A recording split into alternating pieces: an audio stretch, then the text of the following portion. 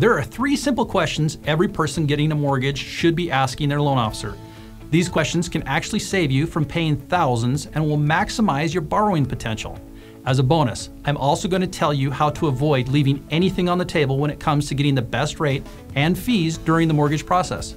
I've shown this to some of the best agents in the industry, and even they were surprised to see how what I'm going to tell you works. The example I'm going to give you will absolutely blow you away. Let's start with the fact that interest rates have a cost or credit associated with them. Lower rates cost more, while taking a higher rate could allow for a credit towards closing costs. I'll call this credit rebate for our purposes here. Okay, so people applying for a mortgage are quoted an initial interest rate based on their personal factors like credit score and the loan program. What people typically don't know is that this interest rate will fall into one of 3 categories, depending on how the lender is trying to sell them on the mortgage. A par rate that has enough rebate so that no origination fee is charged. A lower rate with a cost that effectively buys down the rate, or a slightly higher rate that has extra rebate that can be used to reduce other closing costs.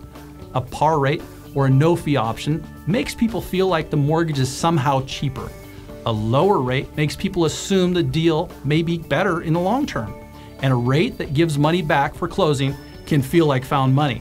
Selecting the right option can be difficult, and mortgage marketers will typically pick only one option. They'll play heavily on the emotion associated with it as well. The choice should always be made based on facts and not emotions. Taking a lower rate to save $10 a month may seem like a great plan until you realize it just cost you $2,000 in fee to do it. Likewise, accepting a higher rate that increases the payment by $10 per month for only a $200 rebate may not be the wisest plan either. You see, you should receive a thorough analysis of the comparison with easy to understand results. Savvy consumers should always ask 3 critical questions to make sure they have a good 3-rate strategy and to alleviate the chance of accepting a suboptimal mortgage. The questions go something like this. Can I increase my rate slightly to lower my closing costs? What costs and payments are associated with a lower rate? And why should I choose any one of these 3 rates over the other? It's pretty likely you'll find out how good your loan officer is at this point.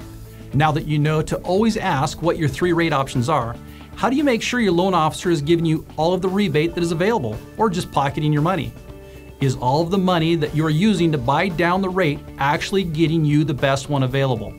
Let's take an example and say we have a par interest rate with no lender fees. This means that there's enough rebate at this rate to pay the mortgage company without any upfront fee from the borrower. For this scenario, let's use easy numbers and say that by increasing the rate 0.25%, there's an additional $2,000 in rebate available.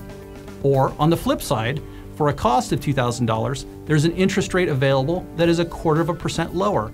Notice that I said available, not given to you as an option. Banks and retail lenders don't have a fixed compensation safeguard or requirements to disclose their company's total compensation. The starting point for a bank in this example is really arbitrary because no defined compensation ever gets established. Because of this, the costs become fluid, and it would be typical for the interest rate to be increased 0.25% and for only $1,000 to go towards your closing costs. I bet you can guess where the other $1,000 goes.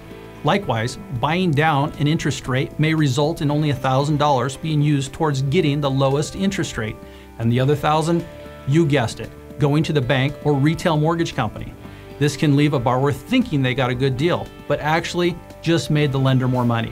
This is more common than not, and the industry term for it is banking the funds. Wholesale mortgage brokers, on the other hand, establish a fixed compensation that is typically cheaper, and most people don't realize that it's set before they ever walk through the door. Source mortgage loan professionals actually tell you what it is up front, and it can be verified through the closing documents. Knowing what your mortgage provider is truly making in total allows everyone to be on the same page with nothing hidden. So all $2,000 of the extra rebate in our example benefits the borrower, and 100% of the buy-down fee is used to get the 0.25% reduction in interest rate. Rates can change several times a day, which means your 3-rate strategy may as well. At Source Mortgage, the fairness of your deal won't by having a true team without the worry about getting a square deal. We're locally owned and operated, and we're here to help. Thanks.